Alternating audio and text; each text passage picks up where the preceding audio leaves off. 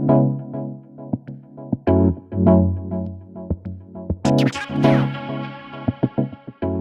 right, well, welcome everyone to another episode of Ultimate Casual Gaming. I am Just Flexin'. I'm Zastin234.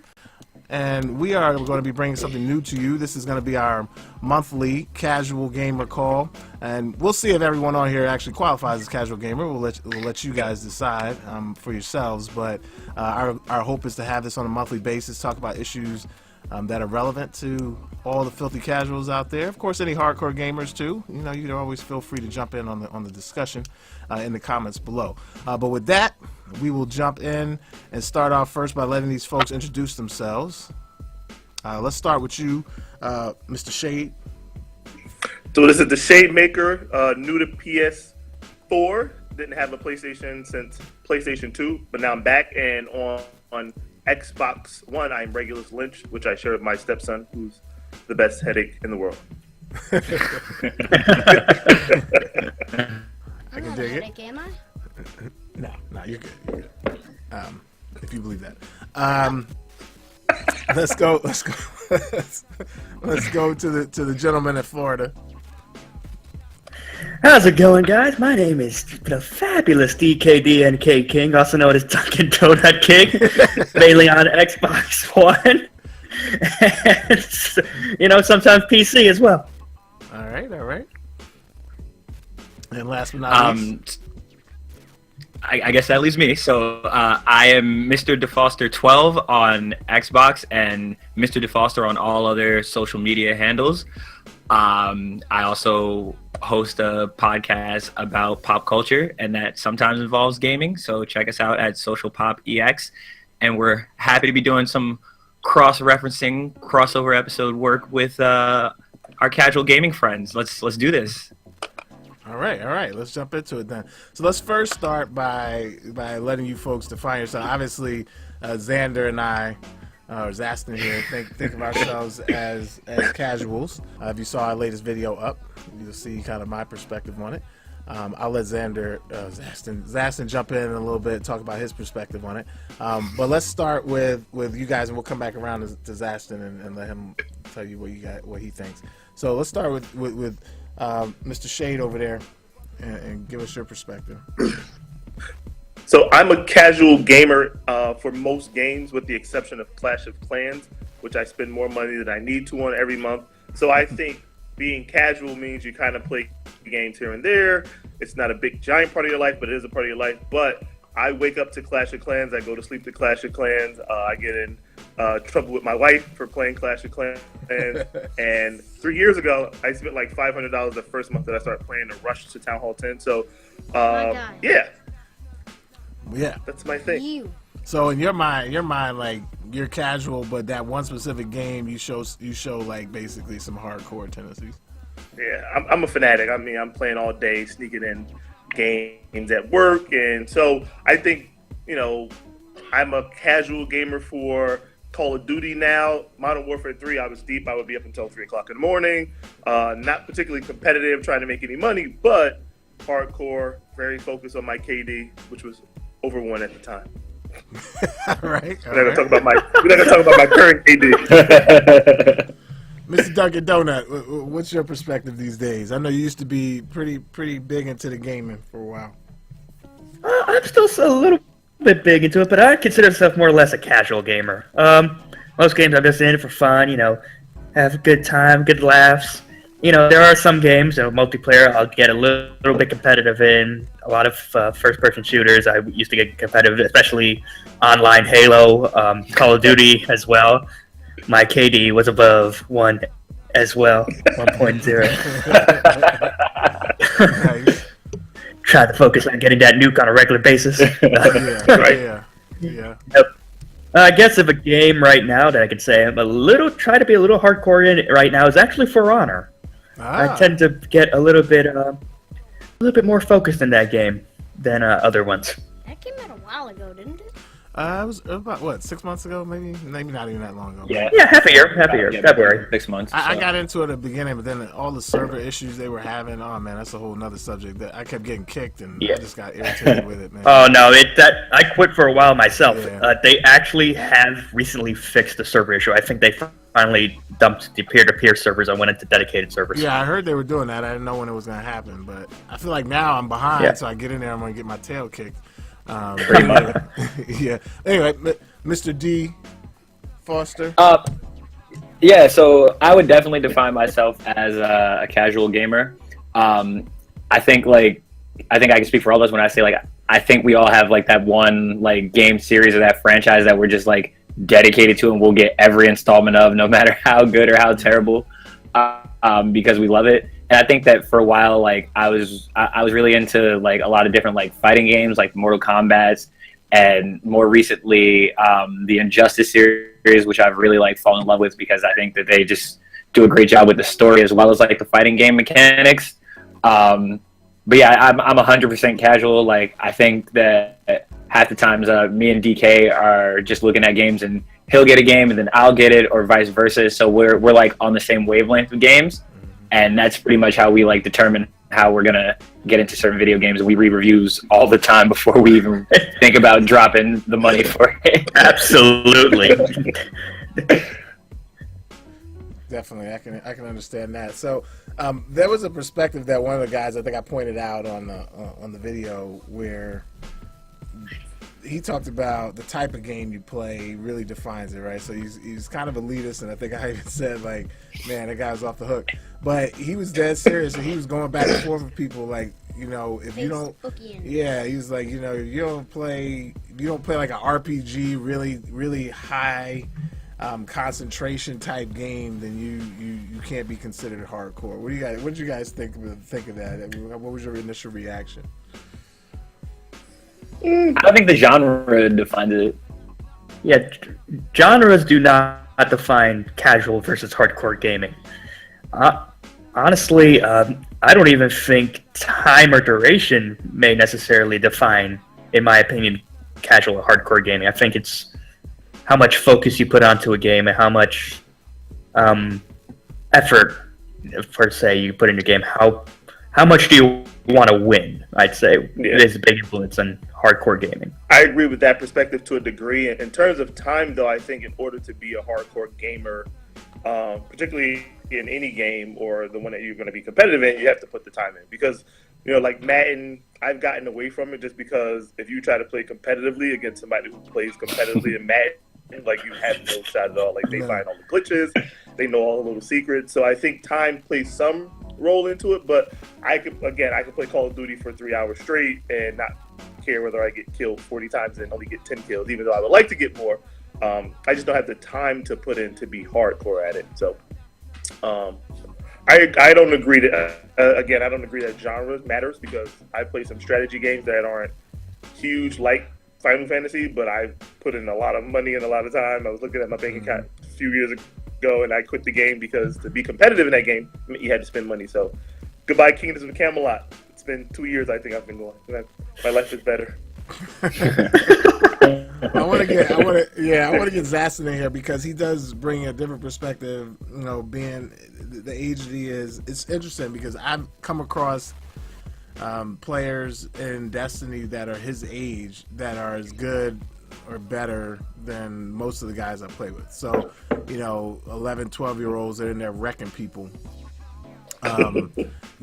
Whereas I know, Zastin, you don't really put that kind of time in. I mean, you probably, even when you have the time, I notice you spend time watching Minecraft videos before you would spend. The thing is, I don't really like getting too competitive into things, because then, you used to always be super competitive, you were always talking about these glitches, and then you figured out that it was the time delay, and then you were always yelling at the TV.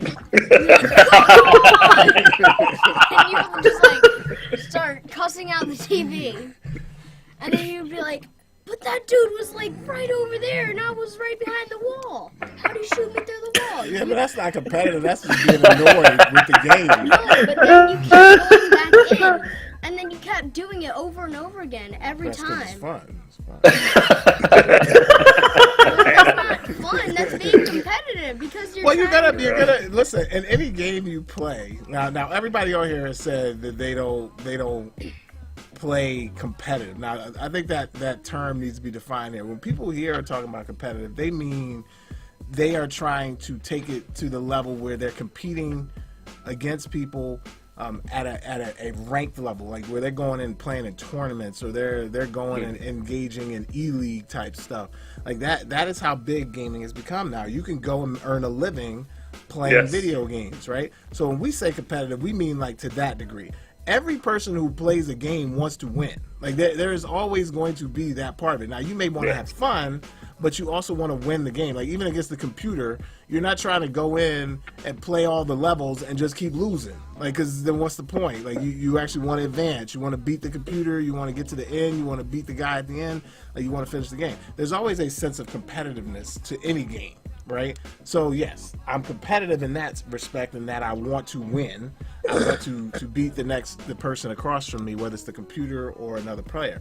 But there's an extent to which I'm willing to do that. Like how far I want to go to do that. So when you say competitive, like I hear you, but I get emotional watching basketball on TV. That doesn't mean that the game in and of itself is bringing that out of me. That's just my personality. But anyway. Well, in my opinion, I think there are different definitions for like casual and competitive and things. Like, so the genre of the game you play all the time, like if you just play puzzle games or like typical normal games that aren't too exhilarating or something, then that's like casual. But if you play like extreme games that are like hundreds of people on a server and like everyone's versing and stuff, and then you got to spend money to keep playing over and over again, then I'd say that's competitive, and you just like put hundreds of hours into that game. Well, so that's good. So he brings up an interesting point. So that, I get where he's coming from, but at the same time I can see a different point of view, and I pointed that out on the video. Someone would say, like, I think even the gentleman who I referenced who showed the elite kind of like mentality, and in one of his earlier comments that I didn't point out, he mentioned Candy Crush, which is why the woman had pointed out Candy Crush. And he said, oh, if you play Candy Crush, like that's a casual game, and you can't be considered a hardcore gamer if you play games like that. And so that's why the woman wrote, well, if you invest a ton of time in the Candy Crush and like you are super serious about it and you play it all the time to the point where you know every little nook and cranny of that game. Even casual games have, or quote unquote casual games, or games like social games or whatever, have skill and strategy involved. And you can tell the people who know that game and have played it backwards and forwards. So even something like puzzle games or whatever, I know people play Tetris and could get like some ridiculous score on Tetris, like because they played it all the time. Like so, I always look at those people like, man, you're hardcore about some Tetris, and they're like, yeah, man, I love me some Tetris. So I don't necessarily think it's good to kind of look at a particular game, because I remember I'll give you an example. There was a tennis game that I used to like to play on Xbox. It was tennis. Like, I'm sure most people would say, oh, well, it's tennis. It's not really hardcore. You get into the competitive mode in there, and there were people in there that wouldn't even let me score a point. I couldn't even get a point. I got frustrated to the point where I smashed the game. Like, I was like, I can't even score on these people. Like, they were swatting the ball around. I was like, how are you doing this? I remember one time I thought my mic was broken, and it wasn't. It was just turned down. So I was just flipping out. And then I finally realized that the volume was turned down. So I turned it up, and the dude on the other end was laughing hysterically. Like, he was like, dude, you are hilarious. Like, the whole time he was listening to me, and I thought he wasn't listening to me. And because I was flipping out, I was like, what the hell is going on? I don't understand. Like, I can't even get a point. Like, this is ridiculous. And like, he was just cracking up. He was like, dude, I will teach you or whatever. But he's like, you clearly don't play this a lot. So that's what I mean. Like, you can take any game, and just like in life, you can take anything and go too far with it. I almost feel like that's the definition of being hardcore about anything. You can hardcore anything and just go crazy with it. And that's one of the thing. You could take a game like Dragon Age Inquisition, which is supposed to be some like super high tech game, and if all you do is jump in there once a week and play a little bit at a time, how are you hardcore? That doesn't make you hardcore because you're willing to jump into a game that is technical and deep, but you're not willing to put the time in. It doesn't matter what that game is. It just means you like the graphics and you like to go in there occasionally and tell people I play Dragon Age. That doesn't make you hardcore. That doesn't make you any better than the Candy Crush person is more hardcore than that person. You know, so I do think it's a balance. Yeah, it's like everything. It's a balance of everything. I see where you're coming from. So I think to literally be a casual gamer, it's like all three of those things that you said in the video earlier. Mm-hmm. You have to do it on a like not too much but not too little basis. Like 1 to 3 days a week, 45 minutes to 2 hours a day. And then it can be like a really competitive game, and then you just like do it at that amount of time. But the thing is, when you're truly competitive, you always end up spending tons of money on that game if it's possible. So like in Candy Crush. In Candy Crush, like you're only competitive if you put hundreds of hours into the game, explore every single thing, and then like spend hundreds of dollars on the game. And then like you keep doing everything until you have everything maxed out. I mean, that's what I would say super competitive and extreme. But like casual, I think there's a cross.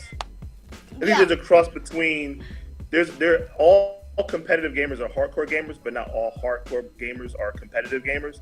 So if you take a game like Clash of Clans, like me, I'm at Town Hall 11. I'm pushing to have everything maxed out. I'm going to spend money to speed up troop training just to farm people out.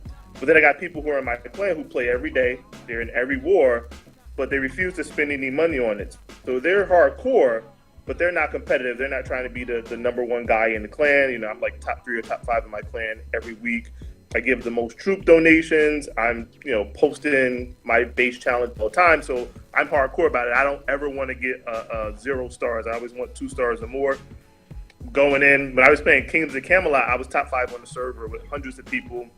And they even had server competitions where it was like the Crossworld Tournament of Might. I would compete in that and try to get top 1. And I'm spending money going. So I was highly competitive. I wanted to drop by everybody's base and like have them scared and run in and putting in the portal piece and like dashing out. When I was playing Modern Warfare 3, I mean, I was trying to be top. I was trying to go for 25-0 to get a freaking Moab so I could like rape everybody, but it only worked like almost like 20. I was 24-0. I did a sniper rifle and everybody fought my camping spot. I love to camp in Call of Duty. Real fighters camp in real life. People camp. Oh, you one of those people. Oh, I see how it is. He's a camper. Oh yeah.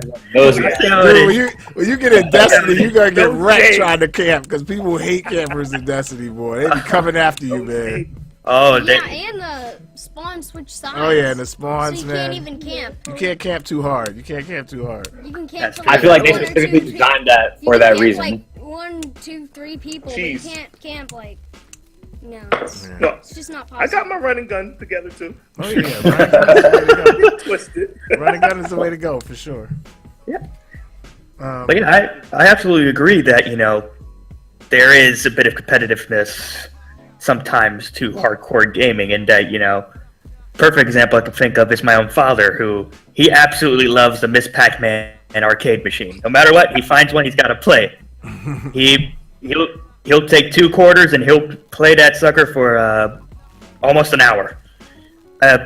Perfect example. It's been 7 years since he last played the game until my 22nd birthday this year. Went to an arcade and there was a Miss Pac-Man machine there, and he took his 2 quarters. He went over there. First time in 7 years, he got the 8th highest score. So put his name in, and I quote, despite the fact he got the 8th highest score, he didn't lose a life until probably 5 levels in. He went, I lost my touch, and he was like feeling terrible about it. Yeah. So there's a game that even where you don't play it for years at a time, you can go back, you can be completely competitive, you try to be the top even years later. Yeah, I mean, yeah. I would say, one of the things that I find about this conversation in general, and, you guys know we started this channel just to kind of be able to talk about games in a more casual way. But it's interesting because I think, like Zastin said, I think also, Shade, you said, there's always that game, that one game. I think, DeFoster, you said the same thing. There's always that one game, right, that as a gamer, that you always end up going back to, that you always will put the time and energy in when you have it. Now, some of this also has to do with lifestyle, so we'll talk about that in a second. But when you have the time, there's always that game that kind of pulls you in. You always want to buy the next version of it, whether there's Madden people, there's NBA people, there's NBA 2K people. There's people who play Call of Duty religiously and things like that. So I do think there's some certain element to that in terms of like being hardcore about a game, a particular game. And there are people who literally made a living just being hardcore about one game. I read the story about this guy who was Street Fighter, like top 3 player in the world or whatever, and he just talked about how he used to just go over and play with his brother, I think, and his cousin, and they just play Street Fighter all the time, and then he just kept wanting to get better, started going to all the arcades and everything, just playing Street Fighter everywhere he could, and he just got really committed to Street Fighter. That was all he played all the time, the Street Fighter. Now he's one of the top 3 in the world, sponsors, makes a lot of money. So it'd be interesting what the elitist guy would think of that guy, right? Like, is that guy not a hardcore gamer? A guy who puts that kind of energy, time, totally hardcore, focus. I mean, pretty much every minute that he had free in his life, he was playing Street Fighter, practicing move combos and all this other stuff, watching other people, watching tournaments and stuff like that. I'm like, dude, I don't care if you like the game or not, or you don't think it's that in depth. That's some freaking hardcore behavior to me. Yeah, it is definitely hardcore. In my opinion, any esports player, you're absolutely hardcore. You're trying to reach for sponsorship, trying to be number one. Another group I think are pretty hardcore gamers are a group speedrunners. Awesome games done quick, for example. I think in order to go blast through these games, you have to know the strategy, the level, the style, any glitches you can use to manipulate. That's definitely in a hardcore tendency. You put a lot of effort into trying to find every trick in order to beat the game as fast as possible. And, it's definitely a big aspect of hardcore gaming. Yeah, and they have like world rankings on speed running through different games, like how quickly they finish. Even in Destiny, they have like speed rankings for strike missions and raids and things like that, like how quickly you can do them. And they rank them world rankings for those things. So yeah, there's a lot of stuff like that. Absolutely. What is Zastin doing? He's, being an 11-year-old who clearly wants to entertain himself. So the thing that I was just thinking about as you talked about like the elitist guy from the video and everything, like, do you think that maybe he felt that way about RPGs because like RPGs tend to have a lot, but also like they tend to have a lot more like lore. Like I was thinking about it like just as we were talking, like you think about something like Destiny, or you think about something like Skyrim, or you think about something like Dragon Age, how they construct this whole world and there's this mythology and there's this history. Like, do you think that adds a sort of like, I don't want to say entitlement, but almost like a sort of more like of an ownership of like the game itself. Like you're playing the game, you're logging all these hours, and you're doing this, but like you're choosing a path in like the fictional history of the gaming world that is like existing. If that makes any sense. No, like I feel like that. It does make sense. There's definitely a lot of times where you'll play a game, you want to get immersed into the game. You feel like you are the character you are playing. There's certainly been times where, for a good example, John Marston is like, I felt like I was, the gunslinger of the Wild West, going through trying to save, my family by going to, things that haunted me in the past. There's certainly times where I immersed myself into a game. I'm not necessarily sure that would make it hardcore, but I do see how that can make you a hardcore gamer. There's some aspects where you can get yourself very immersed into a game. Yeah, I see the elitist attitude to some degree as being, I guess, valid in the sense that certain games do offer I guess, more thought that needs to go into how you plan the game and how you approach the game.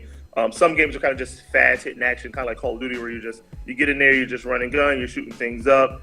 So it doesn't take that much effort in comparison to an RPG, but there is a skill that comes with playing Call of Duty and getting really good at it. So I don't think that somebody can say you're not a hardcore gamer if you don't play RPGs. I think some people don't like the slow developing story of an RPG. Like, I was a huge Final Fantasy fan as a kid. I wanted to get 100% on Final Fantasy VII, which I did. Played it like 4 or 5 different times, but I haven't played a Final Fantasy game since Final Fantasy X. I prefer Assassin's Creed, and when Metal Gear Solid came out, that was my kind of deal. And now it's just kind of whatever I like or whatever feels good. And then again, some games I'll just play just to see how they are because they look cool in the trailer, and then I might finish them, I might not. But, I think people fall in love with the games that they like, and I don't think it's fair to say, oh, you're not hardcore because you don't play RPGs. Like, that's ridiculous. Yeah, that's ridiculous. I think part of that comes from just the level of depth, like he said, that you have to put in to be really, truly good at that. But I think what he shortchanges is the level of depth it takes to be really, truly good at any of those other games. Right. Like I said, casual people for years used to jump into Mortal Kombat. And right. all of us know we could get in there and we could hack it up and mash buttons and have a good time and have fun playing Mortal Kombat. We were just playing Injustice 2. I mean, we were both terrible. Yeah. But it was fun to just like jump in there, do some finishing moves and talk smack to each other and that kind of thing.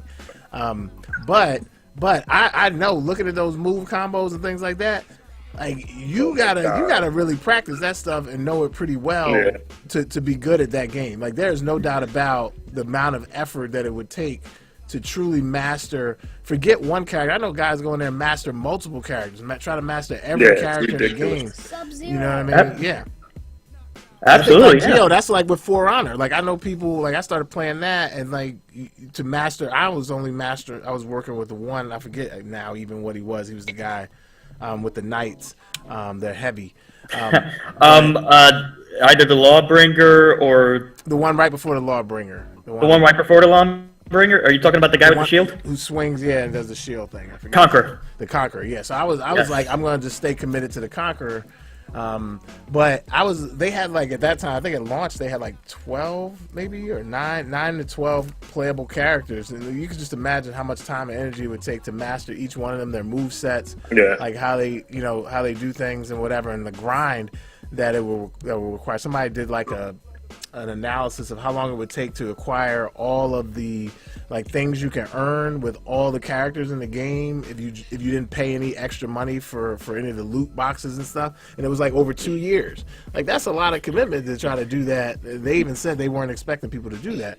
So I only bring it up to say, like, that guy was just ticking me off reading his comments, because I'm just like, I get where you're coming from. RPGs, I like RPGs. They take a lot of investment and time and things like that, and there's lore behind them and all that. That's true.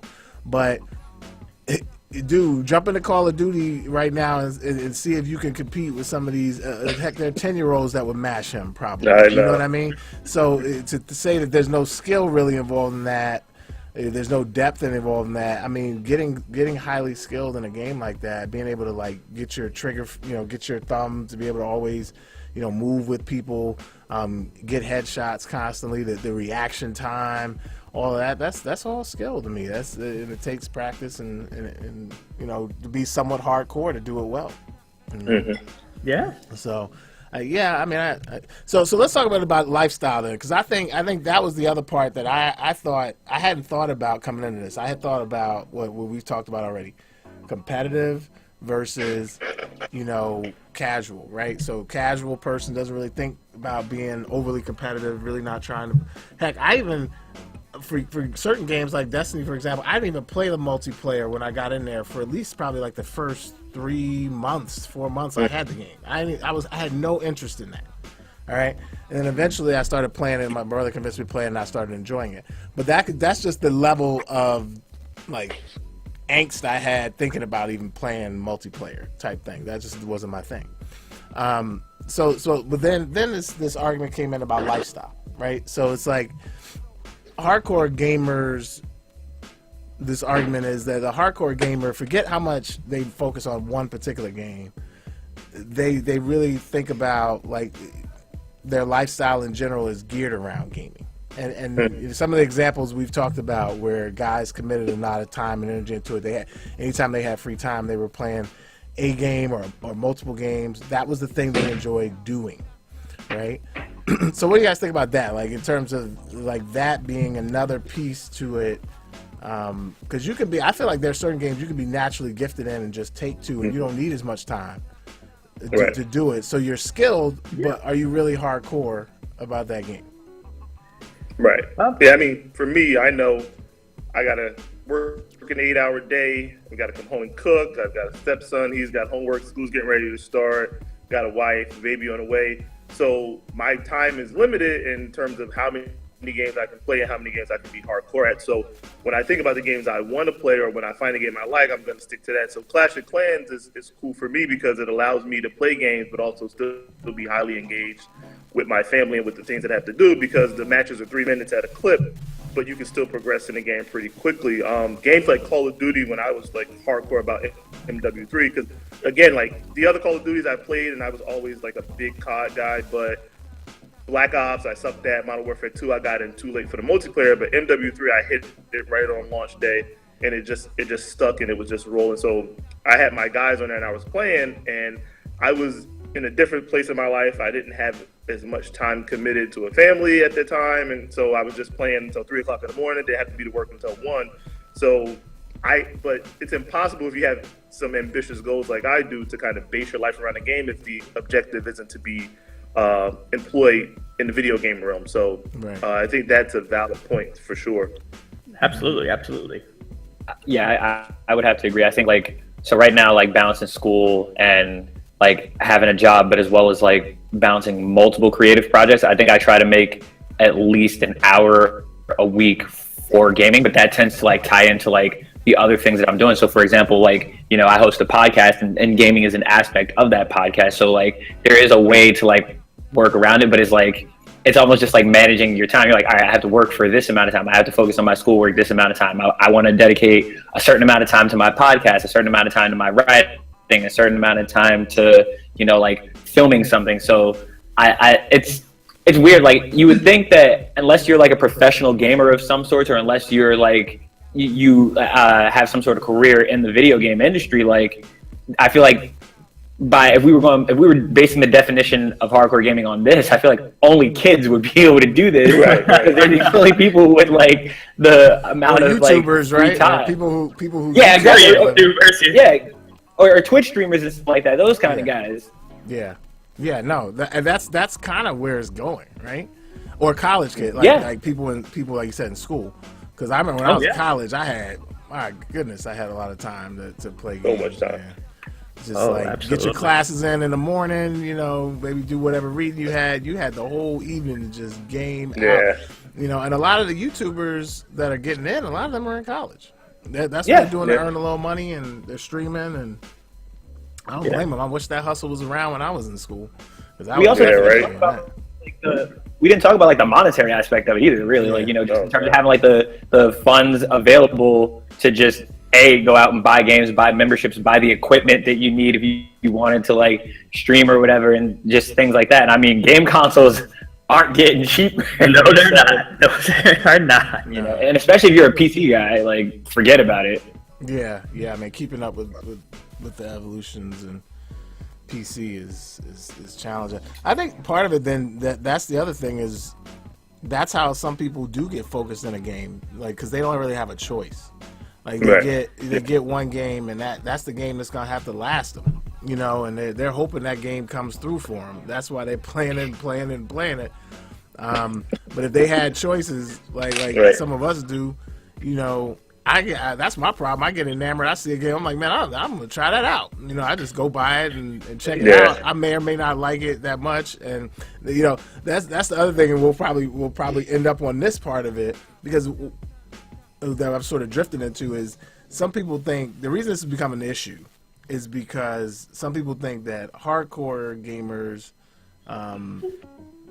are really what's kind of like saving the industry. Casual gamers are the ruination of the video gaming industry, right?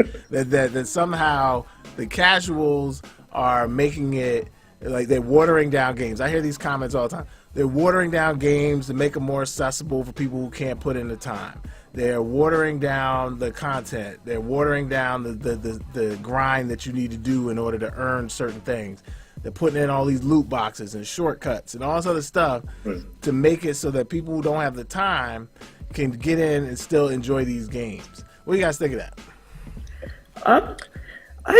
I don't agree with that statement, honestly. I think, everybody at some point is a casual gamer. That's reality. You start off as a casual gamer, you look at a game like, I want to try that out.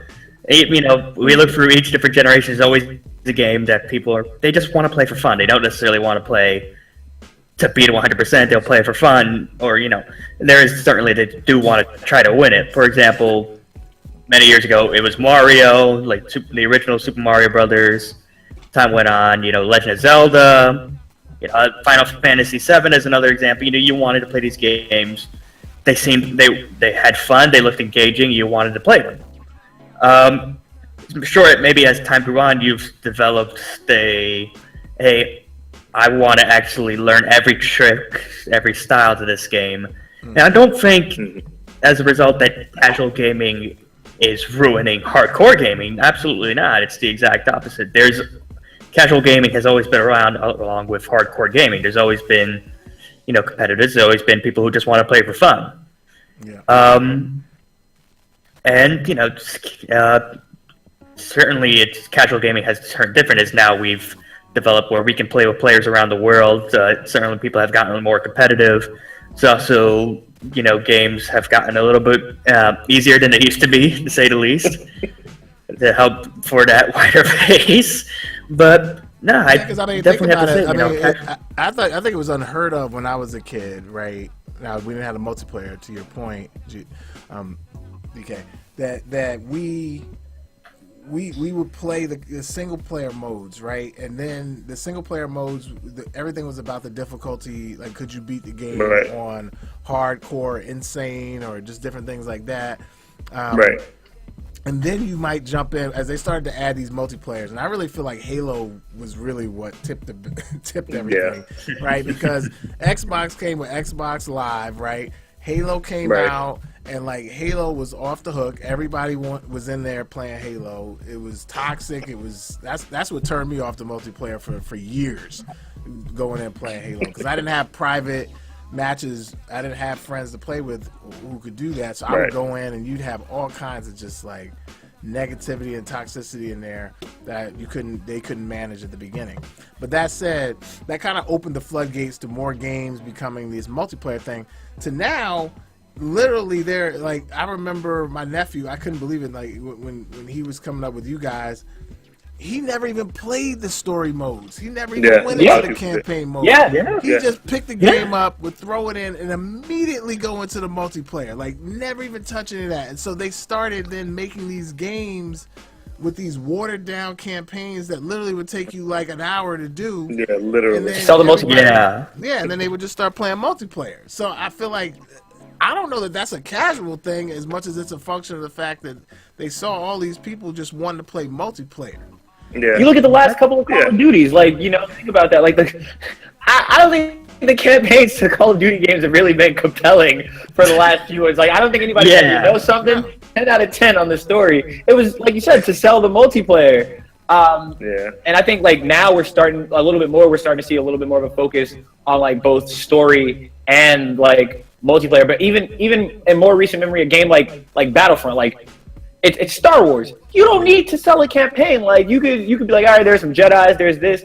Like, people solely bought that game for the multiplayer. Like, and granted, it was like, in my opinion, it was a cash grab just because the movie was coming out. I don't feel like they took enough time to like develop that game. But I 100% agree to your point about like there are definitely like those games where people like you might try and quote something from this campaign and somebody might be like, what are you talking about? That's not from that. That's in the game, like, you know? Yeah. Oh, absolutely. I think what what the advent of multiplayer has allowed games to do is have a longer life cycle. So the online stuff. So you look at GTA 5. By now we would have had GTA 6, but now because there's so much online content that can be produced, all the co-op play that can be had, the game's life cycle is not extended. So in that sense, a hardcore gamer has allowed the gaming industry to make more money on a single game. So before, you might see a game, come out, and then a year and a half later, maybe 2 at the most, the new game's coming out. But now I think GTA 5 has been out for damn near 4 or 5 years. Yeah. But it's still going strong. They just released Smuggler's Run. And me, I'm kind of a guy that's like, okay, I played this whole story mode. I played online a little bit. I want a new game. I want some new characters and some new content.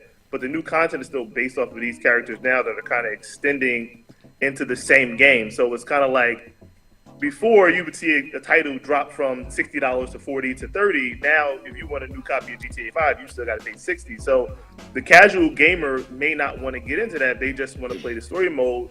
They don't want to shell out $60 for the game. They just want to play the story mode, get lost, because you still have those old school guys that are just like, I just want to feel the game, see how it is, come there. So I don't really think a casual gamer could kill the industry or kill a game, but there has to be some, I guess, leeway given to he who's not going to play 18 hours a day for the game to at least be enjoyable. Because if a game's too challenging, then I don't want to play it if I don't have the time to put into it. So I want to be able to be, have some accomplishment in the game, get those little stars and all the bright lights and the great music that pops up. That makes me feel good about myself. Yeah. And you had a good point I hadn't even thought about. I think it's like, in terms of who's helping the industry, I think you're right. It's the hardcore gamer that extends the life of the game, right? Because the casual gamer is getting in and getting out, right? So the game manufacturers aren't stupid. Like, they make the most money though within the first 3 months of launch. Really, within that first month of launch is when they make the most money on a game. So when it doesn't launch well, they probably will never make up for the amount of money that they could have had, right? So they know they got to get as many people to try the game. They just got to get people to try the game. If you're casual, hardcore, it doesn't really matter. They just want you to shell out money and try it. That's why they do all these pre-order bonuses. That's why they try to get you to get the season passes and all of that, because their thing is they want you to buy as much up front. Because if you get past the launch window, a lot of times, a lot of us are looking at reviews. We're waiting to hear what other people have to say.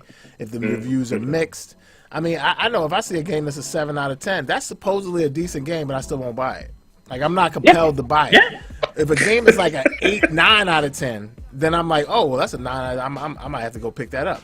And they know that. They know that people look at these reviews and these ratings and stuff, and so they're trying to coax you into these games before you see the reviews. That's why now they've even stopped this practice of giving the publications and the reviewers early editions of the games, because they don't even want them coming out with their early reviews, because people used to wait on those reviews before they would even buy the game. Now they're like, we're not giving y'all anything until the game comes out. You get your copy when everybody else gets their copy, because they know it's going to take them at least a couple of weeks to play the game, really get the opportunity to get enough material to be able to give a fair review. And by that point, all the people have paid their money. And so that's what happened with Battlefield and some of these other games.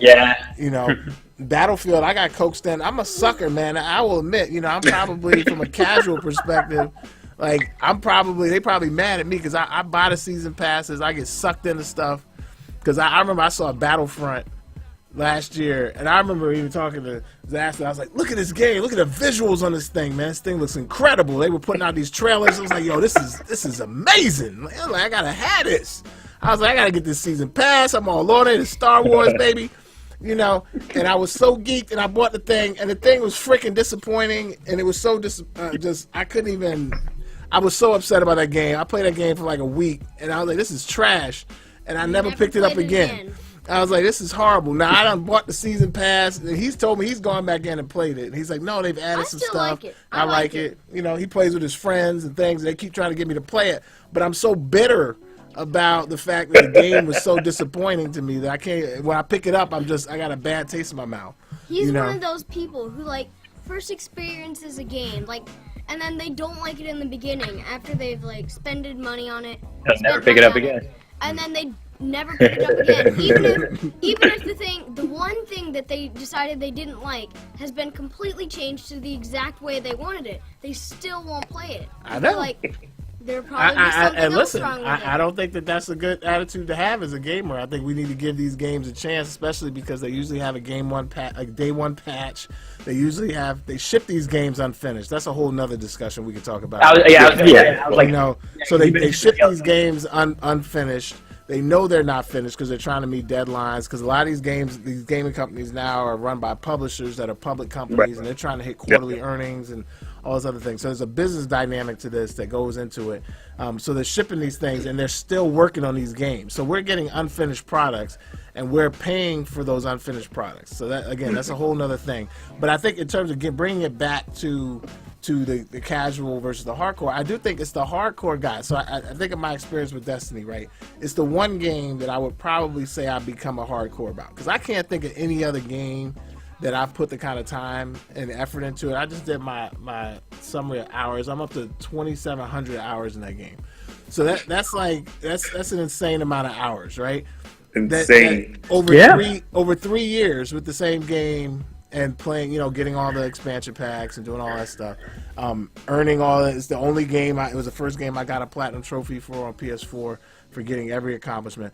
But I was invested from day one. So I think you had talked about this, Shay, that you got to get in there on day one. So I think a lot of people who make this whole argument that, the casual game is ruining everything. All y'all they got to stop buying these pre-orders.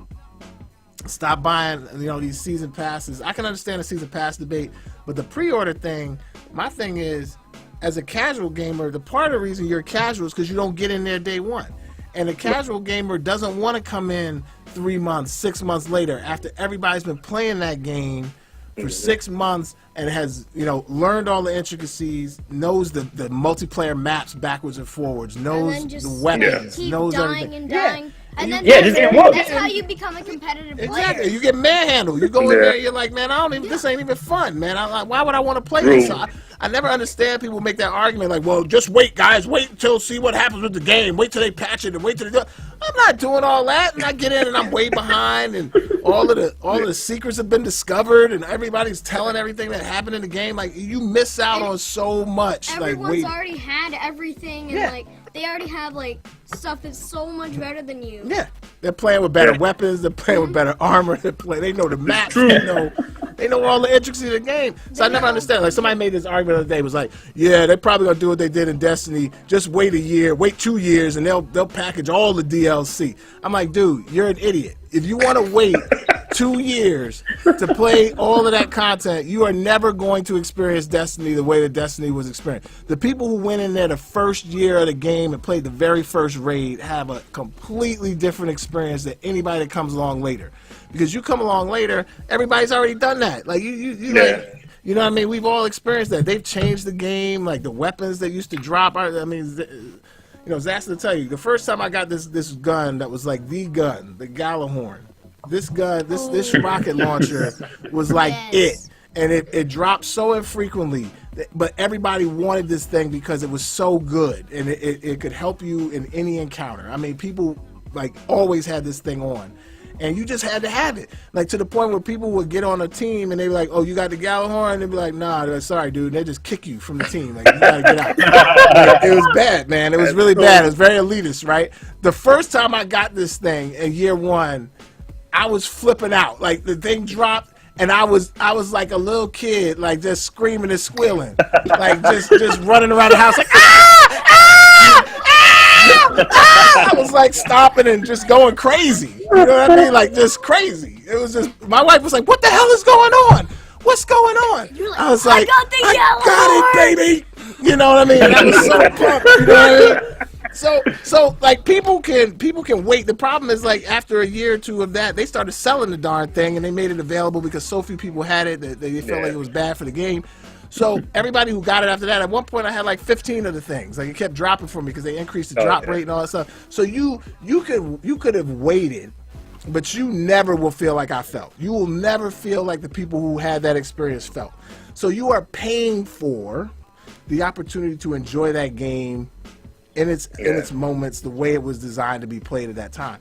So that's what you're paying for. You can't wait and say, tell these people, especially not with these games now, that the game is evolving like people who played from day one, they come into Destiny now, they're like, I don't even recognize this game. No, it's changed completely.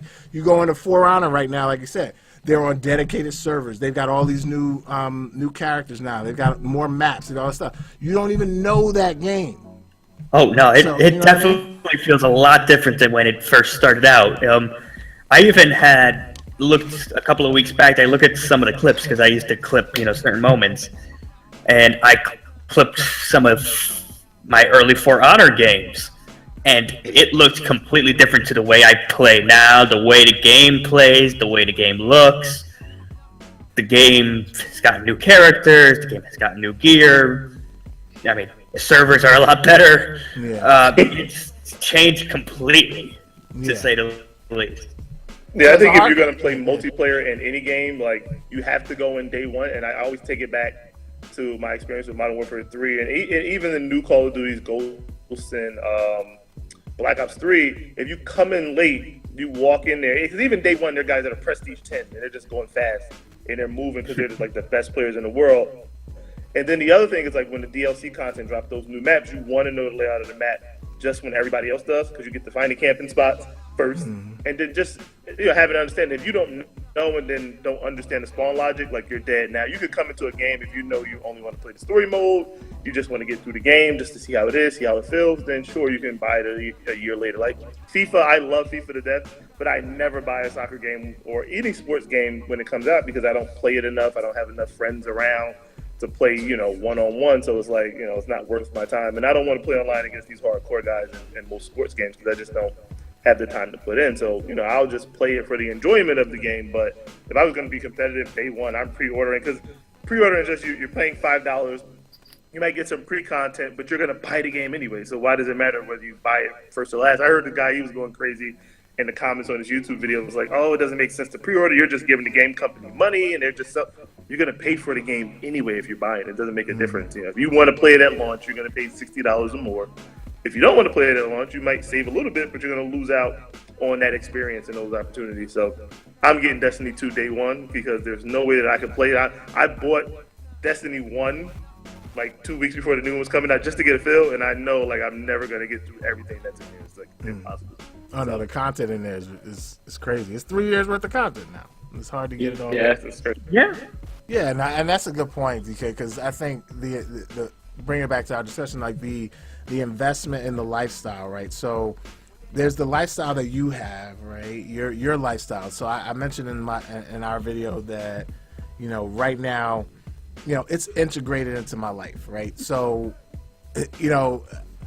I'll put it this way: when we bought our house, the one thing I said to my wife, like, I don't really care. Like, I know you have things you want. You want to have, all the bedrooms on the second floor, because we used to live in a house where the bedrooms were split, and she didn't like that. She wanted the laundry to be nearby. She had all these other, like, really important requirements that were functional, quality of life things. We wanted a real backyard, all that kind of stuff, right?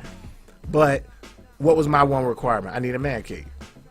Yes. That's all I gotta have. I gotta have an area where I can have all my gaming things, and I can put everything in that area and just have it there. That's the only thing I really said is my requirement. Everything else, I'm open, and I'll listen to anything you want to do. But that's my one thing. So when you think about like lifestyle choices, like that was a lifestyle choice. That was something that I wanted because that's how I kind of structured my life and spend my evenings and stuff when the kids go to bed. That's where I like to go and spend my time. Not sitting and binge watching Netflix. Some people like to do that. Or some people like to go work in their garage on their car. That's fine too. There's all kinds of hobbies that we all have. So to me, someone says, well, you're hardcore because like that's what you like to do. But I feel like you can have hobbies and not be hardcore about those hobbies. You can have, things that you like to do that you're not hardcore about, but they still are important to you and you enjoy them and you like to get into them. This is you were mentioning, DK, that like the whole, basically the community aspect of it. I mean, Destiny's community is unlike anything I had ever seen. I'd never really experienced a game that had a community. It reminded me a lot of like the Star Wars communities around films, right, where they sprung up and had conferences. There's a thing called Guardian Con that's been going on now for, I think it's in its 3rd year, where people who play Destiny get together at an annual conference, do cosplay, like do all this stuff. They come, they raise money. They raised like some ridiculous amount of money for St. Jude's. I think it was over $1 million. And they do it in Florida. So, it's something that I want to go to one day. But it's something that is around a game. So you think about, that kind of community, people coming together, people supporting each other. I remember there was a guy who passed away that was playing the game, and his friends all kind of did this salute video to him within the game, where they paid homage to this guy, like on the thing. And it was posted around for everybody to see and appreciate. And then a lot of us donated to his cause that his family wanted. That kind of charity and investment isn't to me about being hardcore or whatever. It's about really truly being invested in gaming and in a particular game. And like I said, you can think about that within film, within other genres. But I think that's what also kind of like toes the line. That's why I say it's sort of an ultimate casual to me is someone who's casual about it, but really does invest in the genre, invest in a particular game. In terms of time, like I watch YouTube videos, I like to just hear the personalities. I know who the different streamers are that are popular within the community. Like I know all of that. I go out in the community, I wear my shirts. He'll tell you I got at least 50 Destiny shirts. And like everywhere I go, like people are like, dude, that shirt is so cool. Like, and I'm like, my wife was always cracking up. She's like, why do these people freaking know this shirt? I was like, because there's a lot of people that play Destiny. There's like 25, 30 million people globally. So they see the shirt on and then they're like, hey man, that's cool. That's a cool shirt. So it's a cool thing to be a part of. And so I think that's kind of where I would leave in terms of lifestyle. Like I do think, I still don't think it necessarily means I'm hardcore, but I don't think I'm like casual in the sense of like someone who just like I used to be, where I just kind of picked up the game whenever I felt like it, and I was bored. I'd pick up the game and play a few games of NBA 2K. Like I'm not that casual either. So there's sort of like that's why I came up with the term ultimate casual. Because like to me, it's like you're really kind of towing the line. Yeah, there's definitely a balance. I guess there are levels to being casual and hardcore. So I think most of us fall somewhere in the middle. I think the majority of people, especially as we get older and have, I guess, more responsibilities to attend to, we become kind of an ultimate casual where we would love to just sit down and just go crazy on games all day. But we know we have things that are far more important, like the rent or the mortgage. But yeah. Like Clash of Clans is going nowhere, and then Destiny 2, I'm going to see how deeply fanatical I'll become about that, because I love the game now that I've gotten into it. So I'm excited to be in front of this one, and we'll see where it goes.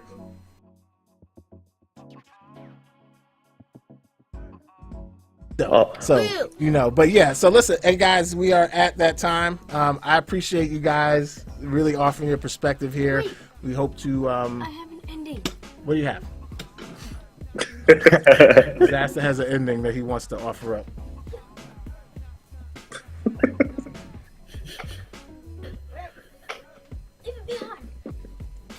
Okay. So people, if you know what this controller is,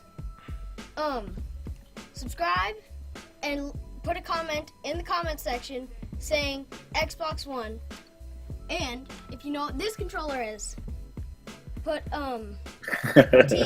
Team PS4 and then subscribe and then make the comment. Okay. Thank you.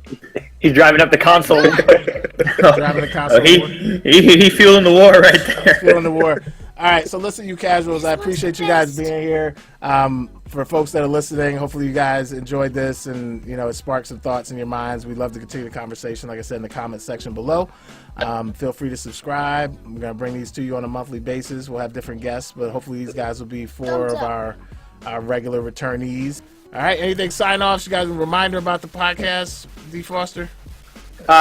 Follow us at SocialPopEX on both Twitter and Facebook.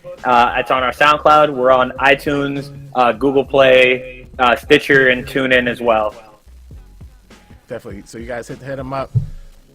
Shade, want to remind them check about me out, Shademaker, YouTube. Lots of live streams coming weekly, at least on Mondays.